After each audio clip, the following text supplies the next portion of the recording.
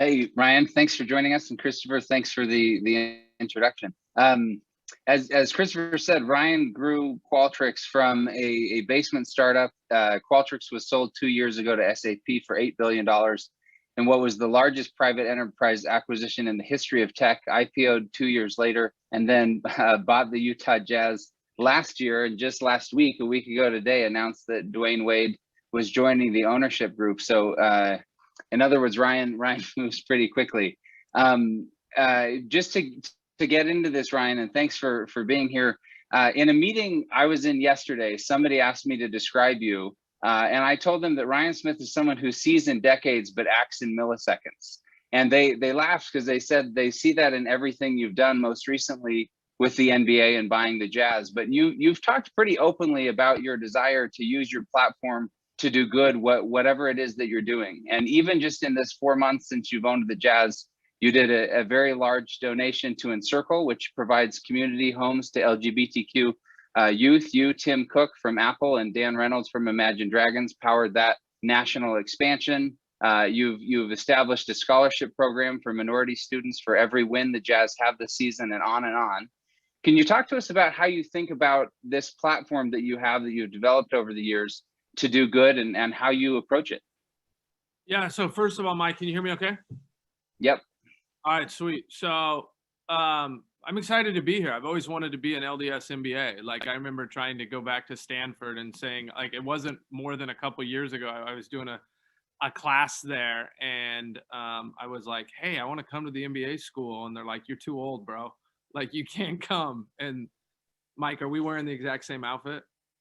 Like, I think so. Sorry about that. I should have changed before. Obviously, anytime I can follow up the great Angela Duckworth, it's always an honor.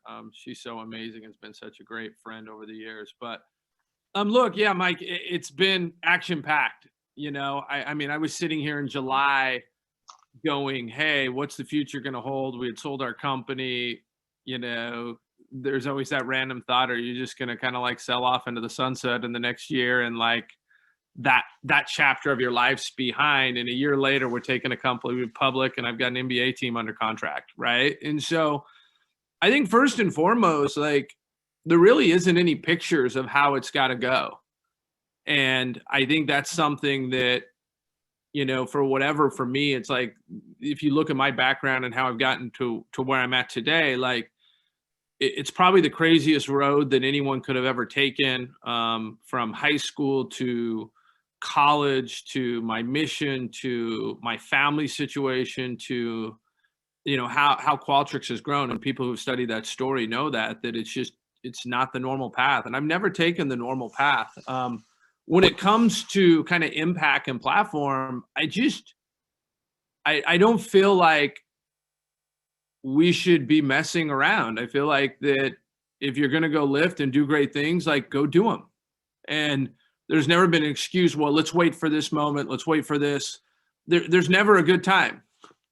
And so that's kind of been a philosophy we've always had at Qualtrics, from when we started working with cancer to, you know, taking company public and then tying up an NBA team under contract at the exact same time. And both of those processes are incredibly difficult. And I remember telling someone, like, I'm not going to blink. Like, it doesn't matter. We're going to go through both these while we're going through COVID. And, you know, it's kind of this philosophy that there's just never a good time, so you might as well go do it. And when it comes to really what the platform is, you know, I think for a lot of people who are lucky enough to have a part of the NBA, I truly believe it's the biggest platform in the world. And I ran towards this platform post-COVID, post-bubble, knowing everything that the NBA is and what it stands for in today's age, and said, whoa, like, what an amazing way to go make an impact. And I think that we've kind of hit the ground running. And I'm fortunate enough to take over from the Millers, who, man, 35 years running and building Utah. And it's kind of been the entryway and the front door to Utah, where the Jazz are synonymous with Utah. And I want to go take that to the next level, obviously do it the way I like it, but building on the great foundation they've left us. Yeah. Let me ask you a question. Something that we've talked a lot about, and that's just brand, right? And how to establish a brand. You've got on this call a lot of LDS business leaders who are pre-MBA, MBAs, or post, who all represent the brand of the church in some way. You've looked at how do we represent the brand of the state of Utah. Qualtrics is obviously a huge employer in Utah. The Jazz are front and center on all things. And it's so important that we go out there and proactively decide who we want to be and tell people who we are, instead of just reacting to every arrow that comes thrown at us. So what advice would you give to this group, or how do you think about proactively building a brand in a powerful way?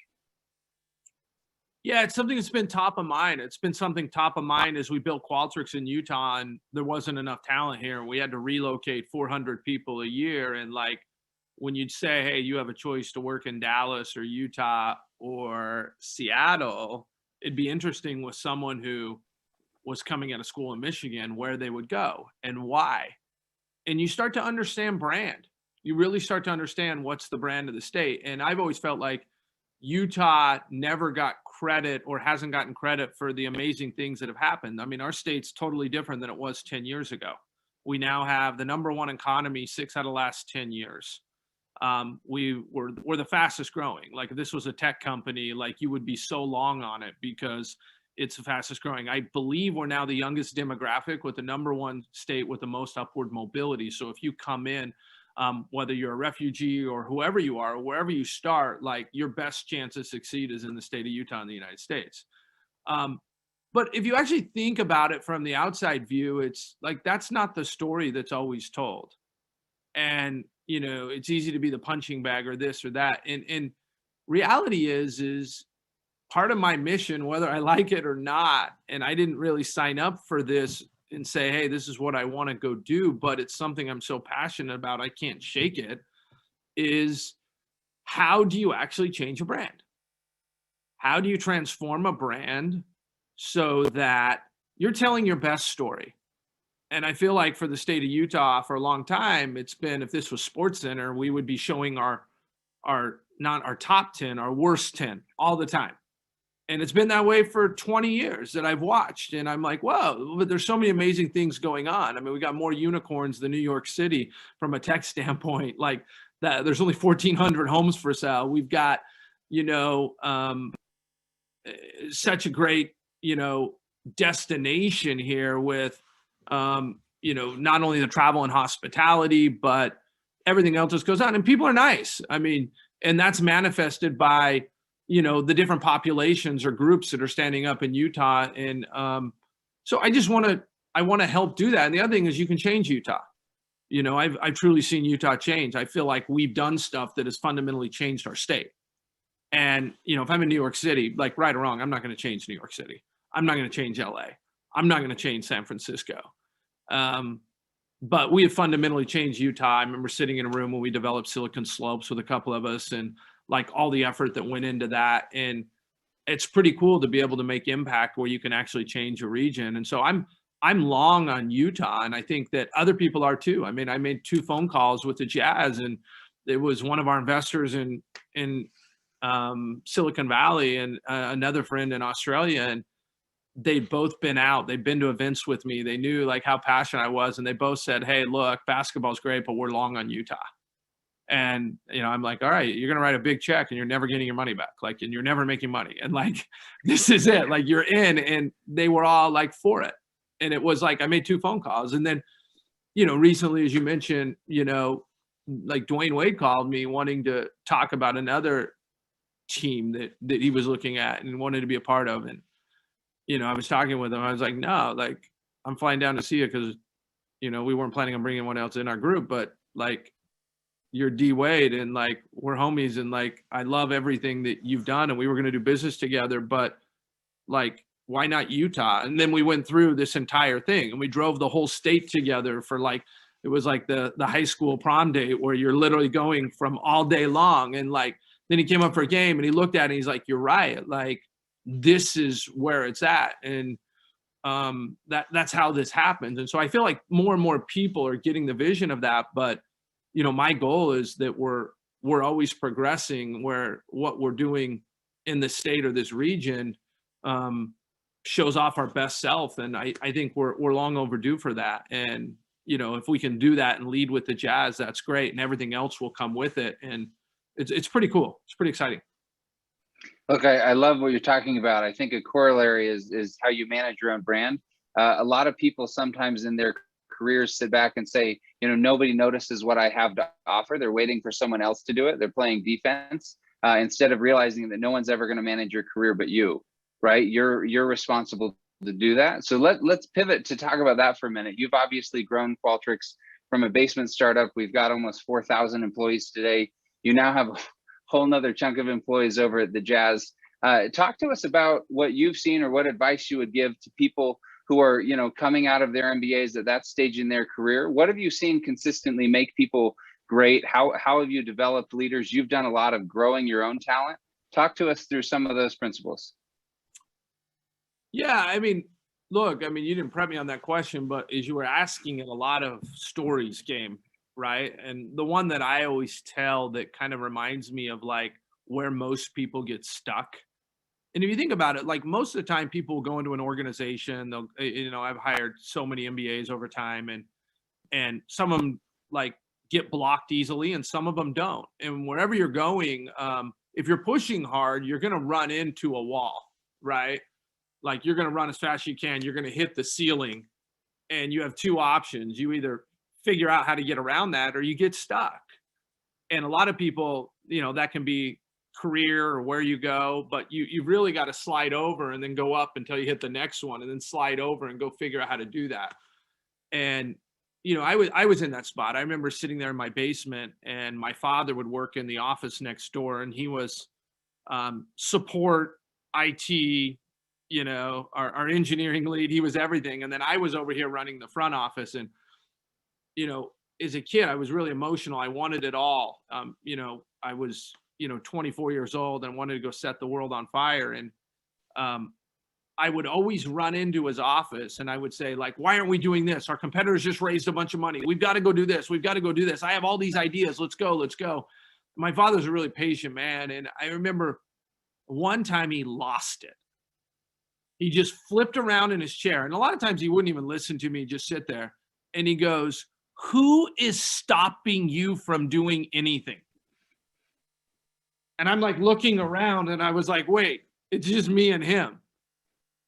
And it basically was saying, if you're so good and you think you're so good, go do it. And I'll never forget that moment, because everything I felt like I was getting blocked with was we didn't have any money. We were bootstrapped. I couldn't write code. I couldn't compete. Our product wasn't ready. At the end of the day, it was all on me. If I knew how to write code, I wouldn't be blocked. And then I had an opportunity to work with my brother in 2009 where I recruited him for Google. And I was like, whoa, like what was frustrating to me wasn't frustrating to him. Why? Because he was better prepared. He had experience. He knew what he was doing. He was technical. So what would take me 9 hours would take him 10 minutes. And so that's where it came in to say, hey, I've got to go get into learning mode and I've got to go push myself. So things that take most people a long time only would take me a little bit of time and I could solve them. And there's only one way to do that. You got to go through it. But a lot of times I see people get hung up when they have a different vision of what that looks like. They have a vision that says, hey, well, if I'm getting blocked, I'm going to go find a new gig, or I'm not going to actually go through it, or I'm not going to try to figure out how to pivot to go around.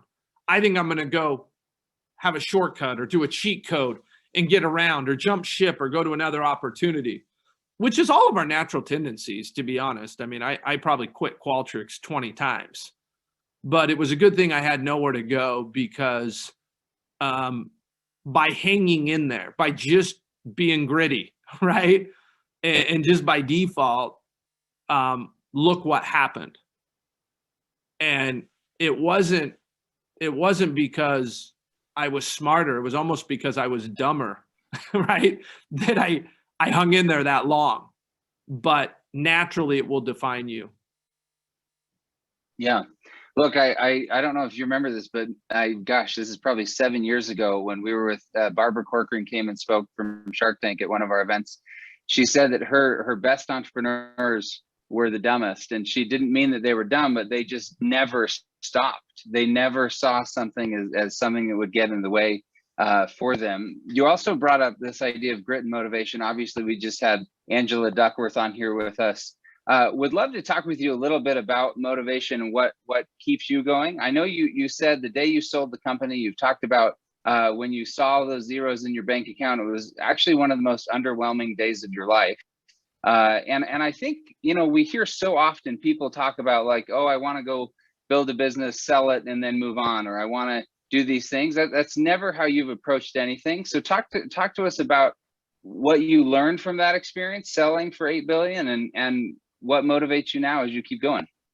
Yeah, I think, yeah, I mean, the reason why I've talked about that is not to be like, so poignant, so focused on that. I just think a lot of people are working towards something and they haven't realized that when they get there, it's going to be pretty underwhelming. And, in the eyes of a lot of people, that was success for us. But at the end of the day, wires come in, and I showed my wife and she's like, oh, scary. And I was like, scary? We worked for 20 years and your only response is scary? And reality is it became pretty clear that's not what it's about. Every single person, if you're making minimum wage, is going to earn $1 million or so in their lifetime. Like making money is going to be something that everyone on this call is going to do. It's probably the only consistent thing that we all have in common over the time. We will all make money. And that's not what should drive you.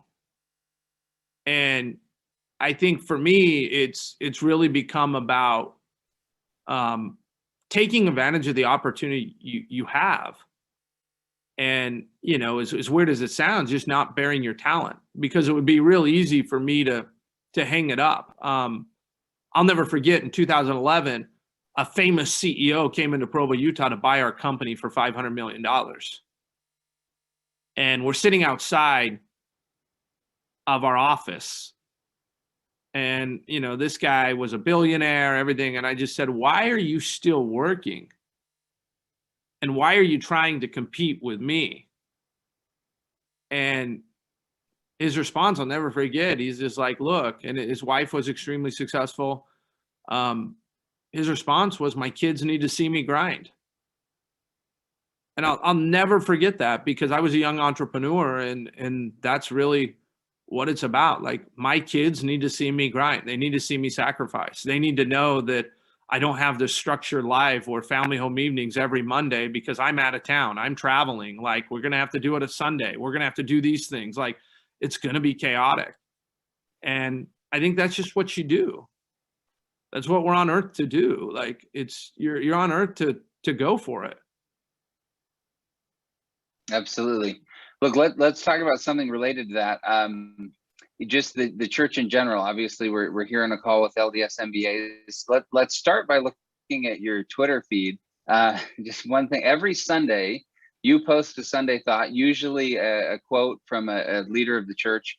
I know that those have become a pretty frequent topic of conversation when we're talking with other people. Talk to us about how the church has been an anchor in your life and why it's so important to you to be a representative of the church, especially in your own way. Well, I think, like, for me, I mean, it's something really silly. I just started this idea on Sunday thoughts, right? And because I think the gospel has such great anchoring tenets, and the content is amazingly useful. But I think I wanted to see if we had a branding problem, or was it a messaging problem? And so I'll just take a quote, and I actually like it. Like, I like looking in the morning on Sunday and saying, hey, what speaks to me? And like, what do I need right now? And then sharing it. And a lot of times it's from, President Nielsen or someone like that, but I never put like and I don't know why anyone does, where you're like Gordon B. Like nowhere else in life we use the middle name, but like I just put the real name, like Thomas Monson or Gordon Hingley. And it's crazy how many people like will retweet it who are not of the faith. They're like, "Wow, that's a cool quote. Like that inspired me," or like we'll go on a podcast, or there's people who don't resonate at all with our beliefs, and they find that to be something that they look forward to. We were on a podcast this week and some guy was like, "Dude, I love your Sunday quotes." He's over in Europe. He's like, "I look forward to them every Sunday." And for me, it's like, whoa, like here we are where the world is a content heavy world where everyone's looking for content. Here we have all this content that speaks to me, whether it speaks to everyone else. And so I feel like in my own way, there's probably a way to share that and try to understand a little bit more about how other people view and take in content. And, for me, it's just centering. Like I had a crazy week last week. I mean, it was freaking nuts. But I volunteer time on Sundays on campus in a BYU ward. And the world stops. I'm sitting there with a bunch of kids on campus, and I've got to sit there for 2 hours. And for me, it's like, whoa, like that's a grounding moment. And people often come up to me and say, "Hey, Ryan, like that's crazy. Couldn't they call someone else up there, or couldn't you do something different?" And my response is actually, it's the opposite. I'm afraid of the day when I don't have time, or I'm too good, or I'm too busy to do that. I am afraid for myself. And every one of you on this call has a special talent. You're whether you believe it or not, you're going to be an R of the top 2%. But also what makes you great will kill you. It will destroy everything you have. And it will destroy your faith because of your minds and your intelligence and your desire to reinvent. It will destroy your family if you let it get out of whack. And for me, I've just said, okay, like what can be consistent in my life? And, there's a lot of questions I have about the gospel. Are you kidding me? Like, but it's the best model I've ever seen for my family. It's the best thing that's made me feel good. It's like, I love it, and it centers me and makes it so that I have a chance.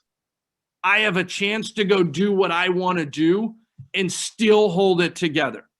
Because in my world and the circles I hang out with, if you can just say you held it together, you're in the top 0.0001%. Well, look, one thing that I've always admired with you, I think I spent more time with you than any other human being on earth. So we know each other pretty well at this point. But it was interesting. And Ryan interviewed Tom Brady for a thing at Qualtrics the other day, and was talking about Steve Young, who Angela also knows well and has done a lot of great research on. And Tom Brady's response when you brought up Steve Young was, there's a guy who's scaled his entire life. He has a great family, he has a great career, he has a great second career. He's taking care of himself. And like you talk about it, it's pretty rare to see people who are able to stay grounded. And I'll never forget, we were gearing up for that the first time we were going to IPO, and we were flying somewhere, and you leaned over and said, this Sunday I'm getting called into a bishopric. And my immediate reaction was, this couldn't be coming at a worse time, because of how busy everything was with the IPO. And the reality is that you've always, like you said, there is no good time, but also I remember you said you've always looked and said, if this is something I would have done 10 years ago, then I'm going to do it today, because that's just how you live. And I think it's been pretty amazing. We've only got a couple minutes left. Let me just end with this question. What are some things that you wish you would have known 20 years ago, or advice that you would give to people who are in the spot you were about 20 years ago, that have kind of helped carry you to where you are now? Yeah, I think there's probably two things. Number one is probably back to that last question, is like, there's things you want to change in your life, and there's things that you just want to evolve with and grow with. And I think that you've got to get really good at deciphering that. Like for me, faith is like a non-negotiable. It's just not. Like I'm not going to be the person that comes in and I'm going to hold on to it. I'm going to hold on to it tight. And that's one that, as everything else goes around, like both my wife and I have said, like, this is what we do and this is who we are. And it takes a lot of work. And part of the reason why is because you don't know when you're going to need it. You don't know when you're going to need that grounding. And, I'll tell you, like, no one knows how to handle success. Everyone knows how to handle failure. We're taught to fail and we know how to get back up and go once we get knocked down. But when you're successful, if you ever hear someone like do an acceptance speech at a award show or something, they're borderline like they don't know how to communicate. We're not taught to handle success. And for me, there's these guiding principles where it's a pretty amazing playbook that, heaven forbid, we hit some of our goals. Like, we know a model to follow on how we're supposed to be as human beings and with our families and everything else. And that doesn't mean life's not going to happen, but you have to keep a little perspective on, hey, what's that driving force? And that's easier said than done. And I don't judge at all. I'm just saying it's worth trying at every level. And then I think the other one is just with your significant other and your spouse or whoever it is. That's probably my second thing is, how do you grow together? How do you grow together? How do you bring someone along with you? Because oftentimes I see that people grow apart.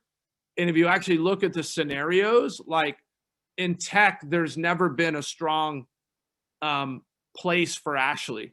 There just hasn't. It's been kind of the Ryan show and everything else that's gone on there.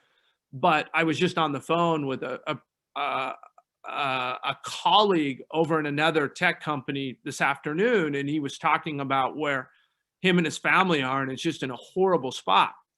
And it's really clear that they have grown apart. Like, he has gone down one road and he did not take his family with him, and he did not take his spouse with him.